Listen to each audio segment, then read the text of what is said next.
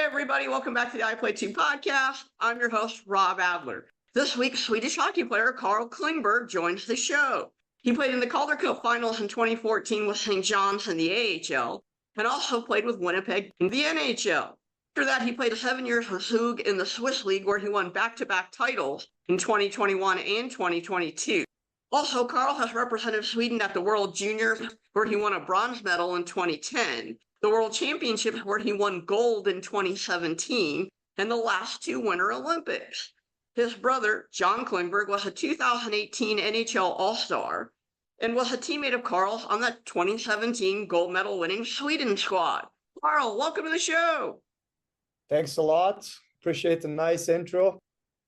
So I hear that you're in Italy right now. Is that correct?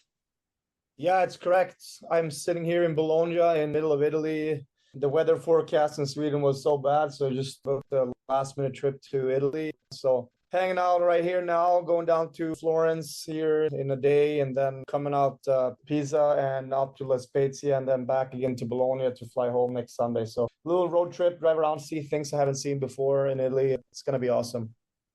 Wow, that sounds fantastic. What made you choose Italy over anywhere else in Europe?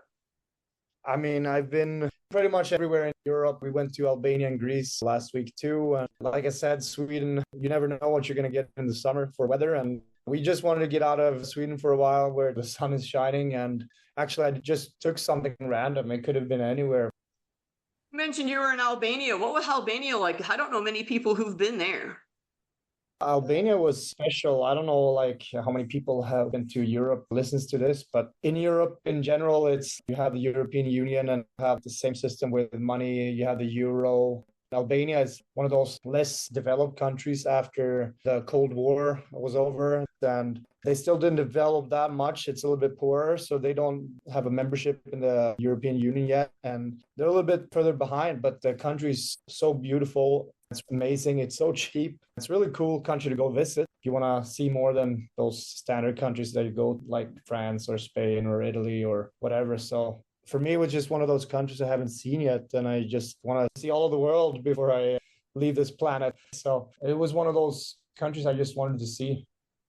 With the hockey season coming up, how did your love of hockey begin? I was 2 years old the first time I stepped into skates, and I was probably 4 when I started playing hockey. I just started playing outside of Gothenburg in my hometown suburban area called Frölunda, outside of Gothenburg. Played there for the team called Lerums BK. And me and my 2 brothers played there when we grew up until I was like 13, 14 years old, and then moved over to Frölunda, which is the big team here. So a lot of good memories from that time. You mentioned you had 2 brothers. How competitive are the 3 of you? Extremely competitive, I would say. It started out, me and John were 1.5 years apart. I'm born 91, he's born 92. And we're just so close in age that we did everything together. We were each other's best friends, and everything we did was competing against each other. It could be video games, it could be soccer, it could be wrestling, it could be street hockey, it could be hockey. So that was always very competitive. And then the youngest brother, he's born 97, so he's a little bit younger. And in that age, well, it's tough to be too competitive to him, obviously, because he was so much smaller than us. So we didn't want to be too mean to him, even though we probably were. But it's hard to compete against him with your full power, etc. But it's funny you say that, because if you look at me and John, he's very skilled and shifty on the ice, and I'm more big, power forward, etc. And I think we really supported each other as hockey players, being those guys, because I was always a little bit bigger. I always went harder on him to stop him. And what did he have to do to get around that? Well, he had to be even shiftier, even more technical or whatever. Then he did that. And when he started being that, then what did I have to do? Well, I used my brutality and my power to try to stop that. And we just created each other in that way, I think, through the competing side that we have growing up, really. I read a story where you once cross-checked John in the face. Is that true? Yeah, that's true. We played like a hockey tournament. We were like 12 years old, and we play each other, and it's kind of a big deal. And he wanted to stop me. I wanted to stop him. We had a face-off. It was a 2-2 game, like the last minute of the game. And actually, I think he won the face-off. And then I just ran him over with my stick, and I picked the puck back up, and the referee didn't blow the whistle. But good memories, good time. What did your mom have to say to you guys after that? I think she stopped saying things after a while. She realized this is not just one moment happening every now and then. This is like a part of us to compete. Of course, if someone got hurt or injured, she would be like, come on, stop, guys. But otherwise, she would just let us be boys. What was it like to grow up in Gothenburg? Because I know it's a port city, but I don't know a lot about it other than that. It's a port city, yes. It's probably one of the bigger ones in all of Scandinavia, but we didn't grow up in Gothenburg as a city. We grew up 20 minutes outside in this little town called Frölunda, and it's more into the country. So we were more living by a lake than we did by the ocean. But the big city was always Gothenburg. So it's typical Sweden. Not the best weather, not the warmest country. Winters are sideways rain, probably 5 degrees plus Celsius. And summers are not more than 20. And right now it's like 16 degrees. That's why I left the country for a week. But it was awesome. So many good memories growing up and still have so many friends from back then. It's really been a ride all along, really, but especially the young years for sure. You mentioned Swedish winter. Just how much does it snow and rain? I say it depends where you go to. Gothenburg is on the west coast. You have the Gulf Stream coming up around outside of the ocean, and it warms this side up a little bit, which means it's not as cold as it probably should be because it's north. If you look on the globe, it's way north out of any like major city in Canada, but it's still not that much colder. I'd say in Canada, you have around 0 to minus 15 in the winter probably. And in Sweden, in Gothenburg, it's around 0, maybe -5, but it could also be +5. And then it just rains so much. It really rains a lot. And of course, as soon as it goes down below 0, then it's more snow. But if you go up north a little bit from where I live, the Gulf Stream doesn't reach it as good. And then it gets really cold. So up in the north, then it's -30 probably. And it's snow from October until May. Where you are almost sounds like Seattle or Vancouver, where they don't get as much snow, they get a lot more rain. I would say that's a great comparison, actually. I've been to Vancouver and it was very similar to how it is in Gothenburg. So beautiful. And if the sun is out, you wouldn't want to be anywhere else. But as soon as it starts raining, it keeps doing that for a long, long time. It's a little bit depressing, but it's my city. I love it. And like I said, when the weather is good, there's no place like it. As we're talking about growing up, what is Christmas like in Sweden? Is it similar to what it is in North America? Yeah, I would say it's exactly the same. Even though we celebrate on the 24th, our Santa Claus has left gifts under the Christmas tree in between the 23rd to the 24th instead of in between the 24th and 25th. So you just do it one day early, I guess. But other than that, it's very similar. The only big difference, and this is kind of weird, but everyone watches Donald Duck at 3 o'clock in the afternoon on the 24th. This is just some form of tradition they've had forever and showed on TV since the 70s, I guess. And this brings the most TV viewers throughout the whole year to watch the TV. It's kind of weird, but it's kind of a nice tradition too. That's a cool tradition. I didn't have Donald Duck on my bingo card of being talked about today. I mean, I didn't plan on saying that either, but you have to be a Swede to kind of understand it. And when you try to tell people, they're just like, what? What are you talking about? It's special, but it's a nice tradition. It brings the family together in front of the TV. One more tradition question here. What's your take on lutefisk? It's not the best, even though I'm from a fish city or whatever you want to call it. Not the biggest fish guy. I like fish, but not the biggest fan. And that's probably one of those fishes I don't love the most. So even though I'm Swedish, I'm probably supposed to say I like it. I don't. I can't stand the smell of it. I can't get past that. Very tough smell. It smells like somebody puked in the room. That is a perfect description. Yeah. Getting back to your hockey career here, how did you end up getting selected for the World Junior team? In Sweden, the system of young hockey players is a little bit different than it is in the States or in Canada. In Canada, you just go to junior team, then the NHL clubs could take you from there or whatever. But in Sweden, say Frölunda is the SHL team. They also have then the under 20 team. They also have an under 18 team. They also have an under 16 team. And you walk through the same clubs, levels, etc. So I started playing for Frölunda under 16 to under 18 to under 20. And since you have this under 20 series or whatever, it's pretty easy for the national team coaches to scout and look at players from that league, or even if they start playing for the SHL. And I guess I just played well, got some chances up in the big league too. And they wanted me for the team, played 2 times with the guys born 90 and then with the guys born 91. Great experience, both of them. Had a lot of good times. First time was the bronze medal there in Regina and Saskatoon. Such an awesome time. Good experience for me. I didn't play that much, played the 4th line, but great experience for me to be there and get a medal. And then with the 91s, I think we had a really, really good chance.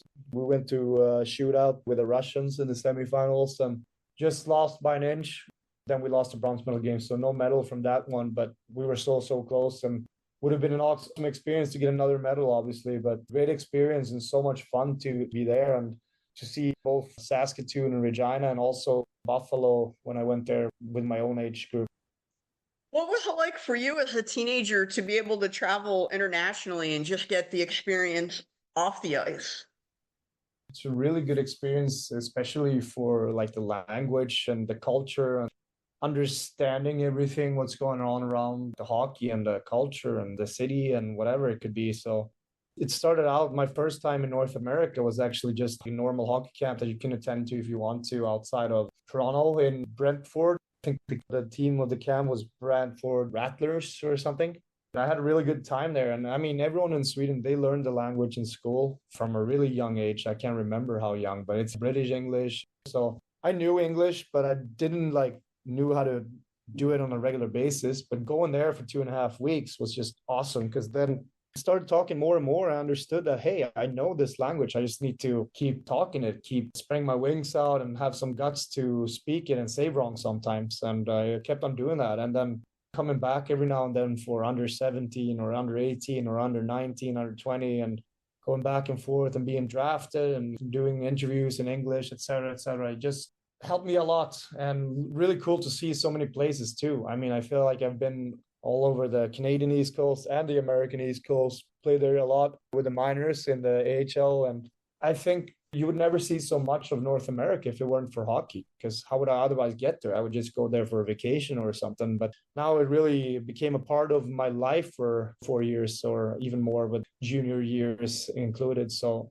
it's really cool. I think I'm very lucky to have seen so many places in North America, and that's awesome.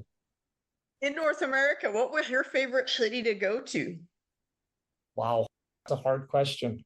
I would say Toronto is probably my favorite, because I just felt like a really good vibe every time I went there. Hockey has been fun there. It's a beautiful city, and it's the hockey town of the world, like Barcelona and soccer. It's just hockey and good vibes for me. Other than that, I mean, I love so many cities. I've had a really good time in St. John's when I lived there, even though it's a hell of a trip to get there and the weather is bad, etc. Like Gothenburg. This was my home for 3.5 years, pretty much. And I had a really good time just living there too. So there's been so many places, but just to handpick one, I'd say Toronto was awesome. Also in the minors, I know you had a cup of coffee with Hartford. I actually lived just west of Hartford for a while in the late 90s and early 2000s. Did you ever get a chance to head down to New Haven to try the pizza at Pepe's or Sally's? No, I didn't get the chance to try that pizza. I actually went to New Haven once, but as a Swede, you can guess what I did there. Well, I went to IKEA. Went there for meatballs. If that doesn't identify me as a Swede, I don't know what does, but that's the only time I've been to New Haven. It's funny you mentioned IKEA. I had Brendan Mickelson on the show a little while back, and he played in Sweden for a few years. And he talks about when in Calgary, he goes to IKEA for the same reason you do, to get the Swedish meatballs.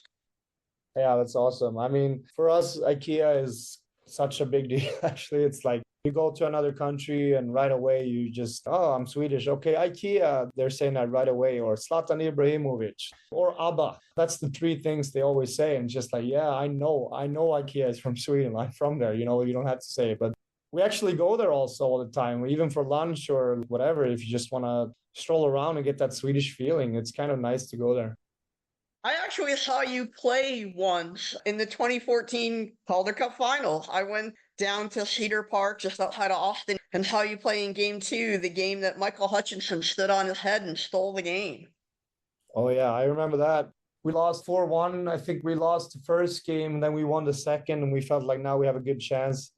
And then I think we lost 3 in a row in overtime, which kind of sucks to say because then you hear how close it was, even though I think Texas was a little bit better. So I'm an honest player. I'd say they deserved to win there. We were really good, but they were even better. But hockey is what it is. In the end, usually the more deserving team wins, and I think they deserved it. But Hutchinson was awesome all of that season, and that he stole that game was awesome. But I wouldn't have complained if he stole a couple more, if you know what I mean.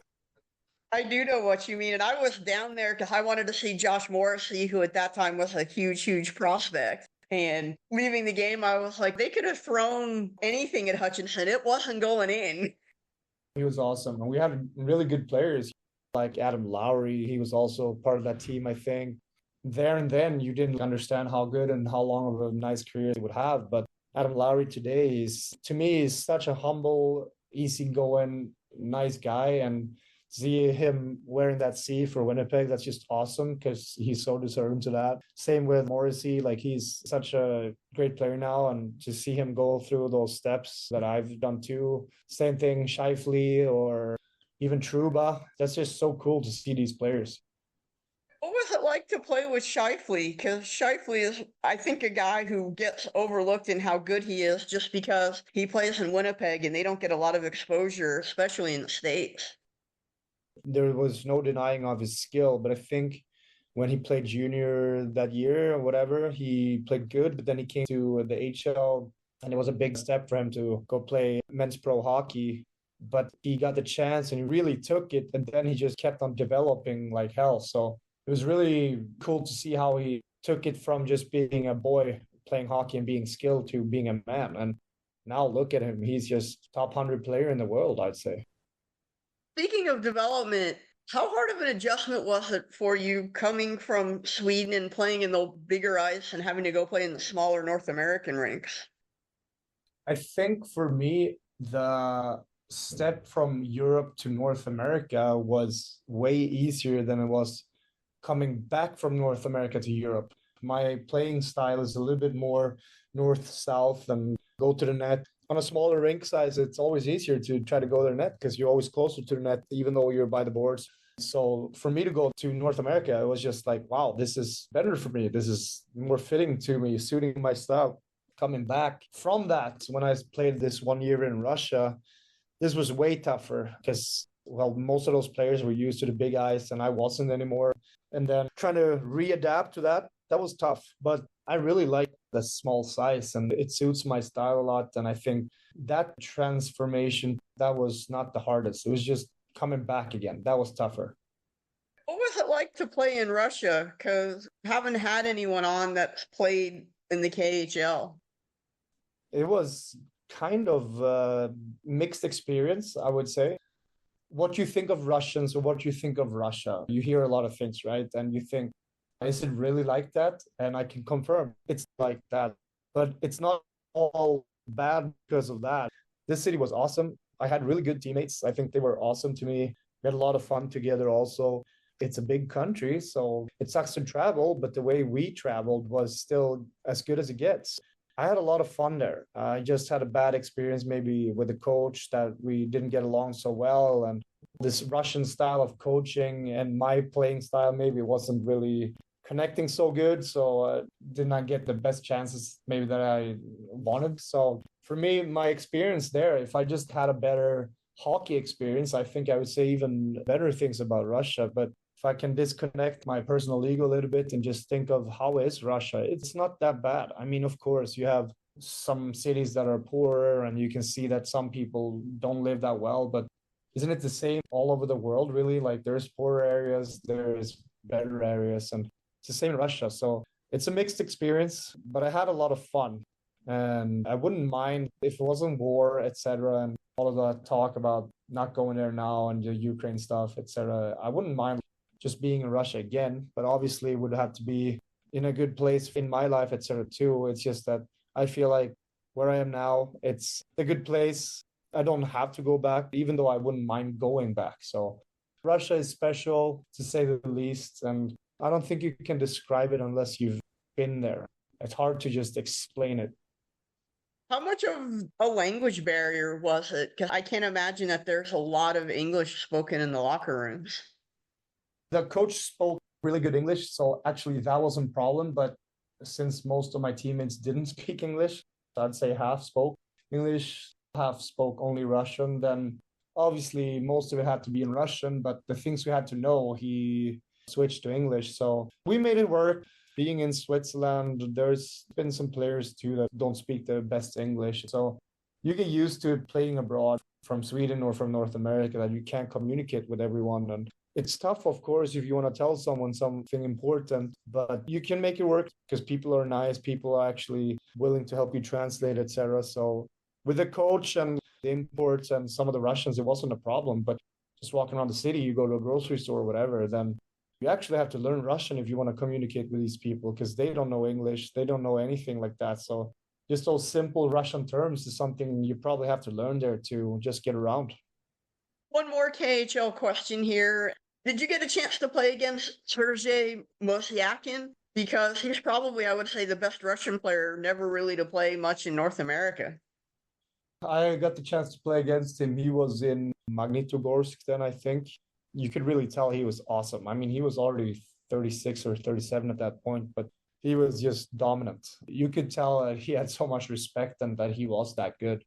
That year, I think we had Kovalchuk in the league, we had Radulov in the league, and we had Mosyakin, and they were the three big names that really stood out, but not just because of their status. They were that good. It was pretty cool to play against, and I'd say Mosyakin is probably one of those players that you never get to see unless you go to the KHL. So cool to experience for sure. You get called up in your first NHL game with Atlanta. What was it like to finally be able to put on the jersey and say you played in the NHL? At that point in my career, for sure, the biggest moment of my hockey career. This season was really tough for me. I signed a year earlier with Atlanta, but I was loaned out to Sweden and I had a pretty tough season there. I had to switch teams even to get some ice time that I think that I deserved, just to develop more as a young player. And after the season was over there, since I was signed up and loaned out, I could just go back to North America to finish the season there. I was with the Chicago Wolves for 8 games before getting called up. And I didn't play much with Chicago Wolves either. I just thought like, okay, I actually had a tough season here in Sweden. Then I had a tough season with the Wolves too. I didn't play that much. And I figured, all right, it's still a cool experience. I'm young. I'm going to get my chances later on. And all of a sudden I get a call, hey, you've been called up. And this is the last game of the season for them. And that was really cool. I guess they just wanted to show that they trusted in me and give me a chance to do that. And it was so quick too. Like, didn't get the chance to tell my parents to come over or whatever. So they had to watch it from home. The only thing I could do was tell my friend who studied at Duke University to fly in, and he saw the game live, and that was really cool to experience that. And after I played this game, we didn't know it back then, but a few months later, Atlanta gets transferred to Winnipeg. So not only my first NHL game, but also the last game for Atlanta Thrashers as an organization. So it's a little bit of a double cheeseburger there for me. It's pretty cool. I didn't realize that your first game was the last game for the Thrashers. It's kind of cool, kind of weird at the same time, but really cool to have that jersey at home still. And we tell you young guys today, like, oh, you played in NHL? Yeah, I did. Okay, cool. What was the team you played for? Atlanta. They're like, Atlanta? What's that? And that's kind of like for me growing up, Quebec Nordiques, they don't realize that it's not that long ago because they're still so young. That jersey is still the coolest one, I think, in NHL history, maybe except for the Mighty Ducks jerseys. But I really appreciate that I got the chance to play for them. They let you keep the jersey? Maybe I don't have that jersey, actually. I don't remember, but I do have a jersey. Maybe it's from the draft. But I have a light blue jersey of the Thrasher bird there in the middle with my name on the back. So as long as I have that, I'm happy enough. I know you scored a goal with Winnipeg a couple of years later. Would you mind kind of taking me through what it's like to get that first NHL goal? That was awesome. Obviously, when I played in NHL, I wasn't with that much ice time as fourth line. It was my third season. I played well, but I never really got to go up. But I got called up. I only played home games at this point. This is my first away game. It's Calgary away. I think it's Winnipeg's last game of the season. For some reason, it's all of those last games of the season that things happens to me. But it's the last game of the season against Calgary away. I played with Anthony Peluso and Patrice Cormier in the fourth line. And we played well the game before too at home against Boston. And now we play against Calgary away. And I think we just have a good shift in the zone. And he chips it to me from behind the net. And I make a wraparound to the far pad and I score the far pad as the goalies kind of don't see the puck, I think, which luckily not for me because I think Peluso was wide open back door, but I didn't see him. But doesn't matter. I got my goal. I'm happy. I celebrate like crazy, like any young Swede would do when he scores his first goal. So that was a really cool experience, obviously. You still have the puck? Of course. I think they even made a frame out of it. They put the game sheet in it, the puck and my name, etc. So I have a big frame of it back home in my basement. I still live in an apartment back home, so I don't have that much space yet. But one time in the future, when I have a house, I'm going to have a trophy wall or a trophy room, then I'll for sure have it there. Well, speaking of trophies and something to put in there, winning the World Championship gold medal in 2017, especially doing it with your brother John as a teammate, that had to have been one fantastic experience. That was absolutely awesome, obviously. I mean, I know in North America, the World Championships aren't that much of a big deal. We talk more about the Olympics or World Cup of hockey or those things, but the World Championships in Sweden is the bigger of a deal, or all over Europe, I would say. So the World Championship was awesome to win, to be a part of that team with all those players, Victor Hedman and Gabriel Landeskog and my brother, Oliver Ekman-Larsson and Bäckström, Nylander. I mean, just to play in Europe and to be a part of that team and to win.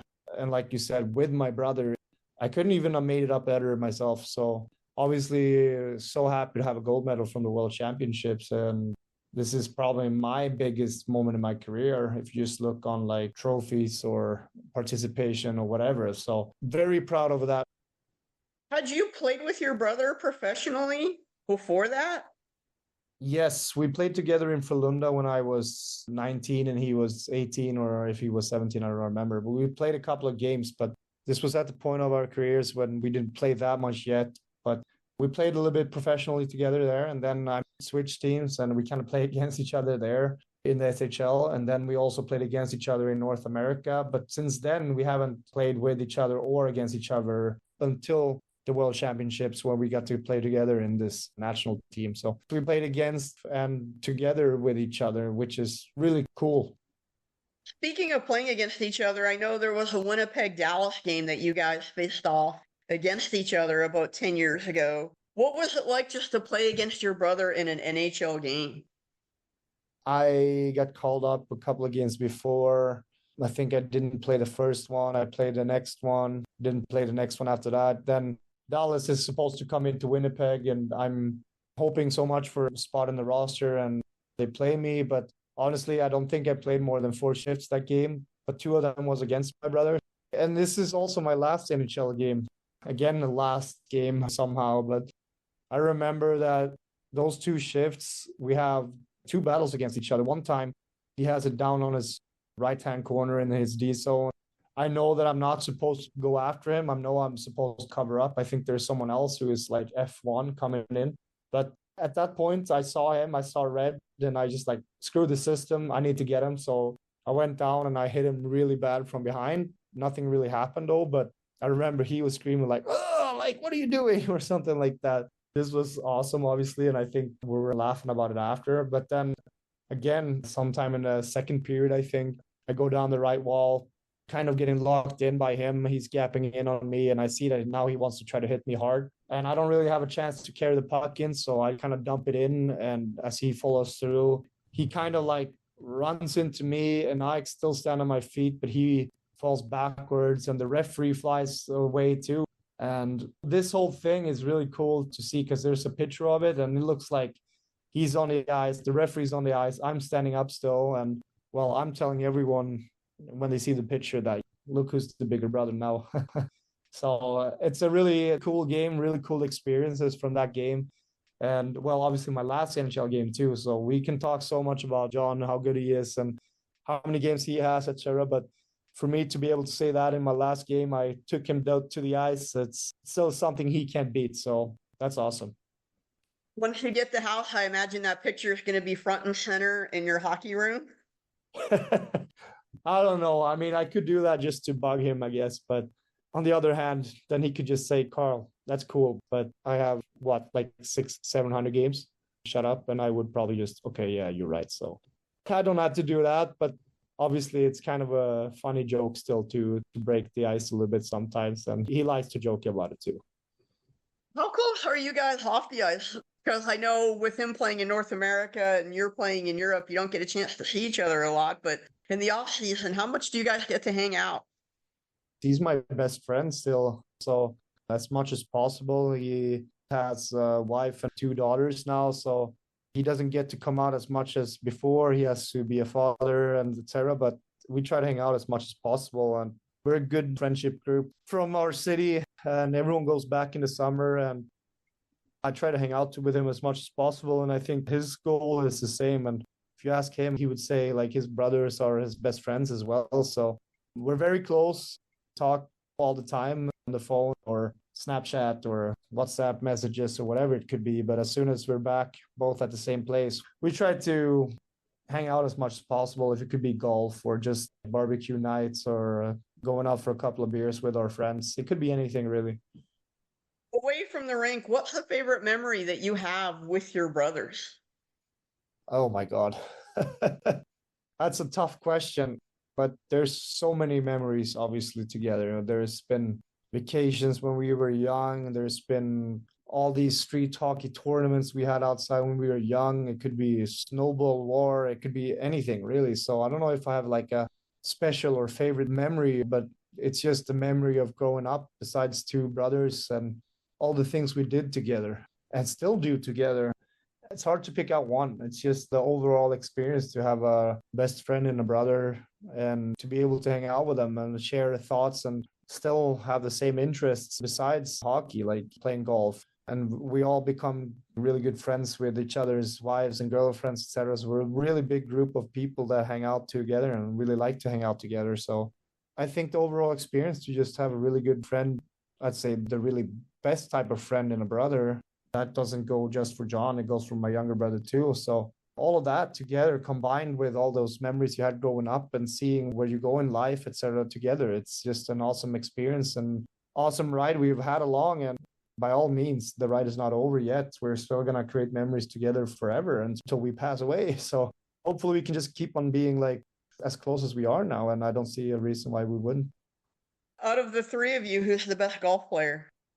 Unfortunately, it's John, but he's also played by far the most. So if I got the same hours, maybe I would be better. But if you look on us, just how we are as persons and sportsmen, he is more technical. He has better things. And unfortunately, there's no way to take rebounds, tip balls, or forecheck in golf, which puts me in a bad spot because that's what I do best. So I have to say him, but I'm trying to catch up. So hopefully one day I'll be there too. When you whip a ball out, you can always cross-check the flag. Yeah, but I don't know if that would make me a better golf player, but I can do that if I fail a shot or something. Probably feel a little bit better about it, but we'll see. Maybe I'll just cross-check him and then he can't play and then I'll have to be better than him. I think if you cross-checked him, your parents might have a word with you. Yeah, but you know what? Now they don't have much to say anymore. Our parents are too old now to listen too much to them. So I think they just want to sit down in the boat and relax and watch their sons do their thing. Getting back to your European career here, how did you end up in Zug? After my year in Russia, I had a 2-year contract there. After 1 year, I felt like I need something new. I don't get the full good experience here in this team, not because of the city or my teammates or anything, but more because I didn't feel like I got the chance to play as good hockey as I could with the coach I had in Torpedo in Nizhny Novgorod. So basically we agreed on canceling my contract early. And as I did, I started looking for other teams in the KHL. And I waited for a while until Sug all of a sudden reached out to my agent. And at this point, I was more interested in staying in Russia because I felt like that was a better league. But as the time went on, I looked around and I listened to people who went to Switzerland before. I heard Zug was one of the absolute best teams in Switzerland, one of the nicest spots to be in. And I decided to sign for a year to see what it's all about. And honestly, it's probably the best decision I've made in my hockey career because those 7 years I had there was just awesome. And we got to win. I got to develop as a player. I became better. I really found my place in the world in Zug, I'd say. So I had an amazing time there and I'm so happy I signed there. What's Zug like as a city? Because I've never been there and I'm not sure I know anyone else that has. It's so beautiful. It's like a smaller city with maybe 30,000 in the city and 90,000 people in the suburban areas around too. It's right by a lake. And on the other side of the lake, there's the Alps with the glaciers and stuff just melting down. And it's so green. It's a little bit hilly, but warm enough to swim in the lake. It's just the most beautiful place you'll ever see. And to be able to live there for 7 years and actually play pro hockey, it's just unbelievable. What's the travel like in Switzerland? Because it's not that big of a country, so I imagine you can probably get anywhere in a day, right? I was just going to say in North America and Russia, I was talking about how much we were traveling there, but in Zug, which is in the middle of Switzerland, our longest away trip was Geneva, and it's a 3.5 hour bus ride. So it was really short traveling all around Switzerland. And really, we slept at home every away game, just going back home right after the games. So the traveling was absolute amazing. What was your favorite city to see in Switzerland? Well, I think Zug is one of them. Zug is right in between Zurich and Lucerne. Lucerne is like another city, which is the last city before you go up the Alps. And Lucerne, for me, is one of those absolute amazing cities too in Switzerland that I really just love. In terms of your 7 years there, what was it like to be a part of back-to-back Swiss League champions? That was awesome. I've never won anything before in a club team. Obviously, the World Championship there, but that was with the national team. So to be able to win something with a club is something I've been longing for my whole career. And we had Corona a year before. We were playing pretty good, but they canceled the whole season in Switzerland and we had a chance to win. We all felt so sad about it because we were playing well. So the next season we start playing and it's in front of nobody really. It's just empty stands. And we played good the whole season, and I think we break some form of a record, and we just swept the playoffs too. Really good playoff run. We won very deservedly that year, but we didn't get celebrated in front of any fans or so because of the empty stands. So that kind of sucked, and we still wanted that. So the next year after that, we played really well too. Hard fought regular season, and then we won quarterfinals 4-0, semifinals 4-0, and then we get Zurich in the finals and they go up 3-0 against us. And we are just like, oh my God, this is going to be tough now. But somehow we managed to come back from 3-0 being down, kind of like Edmonton this year, but we actually won game 7 as well. So for the first time in professional hockey in 80 years, somebody came back in a finals from being down 3-0 to actually win the championship. And to do that and also have back-to-back at the same time, that was just awesome. That's hockey history all over the world. And just to win it back-to-back is amazing. But to do it like that, that was just fantastic. And then in front of the fans and everything. So to do it all like that, all over again, I couldn't even make it up, I'd say. Absolutely amazing. What was the mindset like going into that game 7, knowing the fact you could do something that no team in Swiss League history had ever done? I think just good chance. We didn't have anything to lose. Being down 3-0, we already felt like, okay, well, we already think that it's going to be tough. So we have nothing to lose and the pressure is on them. And that's how we were thinking all over that turnaround. Just go out, play good hockey. And if we play good enough, we will be deservedly of the wins. And that's what happened. We just kept on playing good and we didn't think much. We just tried to play hockey. And in the end, if you play good hockey, you win games. Goalie on that team, I think, was Leonardo Giannoni, right? Who's a Swiss legend. not really well known in North America, but he's been in the Swiss League, I would say, for almost 20 years. He's a goaltender there. He's been in Davos, in Bern, now in Zug. He is probably by far the most common hockey player that everyone knows about in Switzerland. He's an absolute legend. He is a really good player too.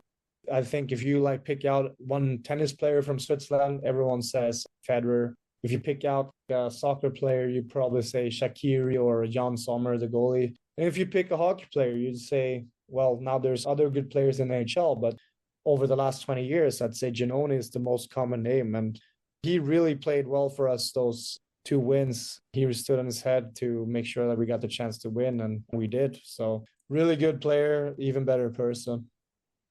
And he won league titles in Davos and Bern as well, too, if I'm not mistaken. That's correct. So it's pretty easy. If you want to win, you sign him and then you have a chance.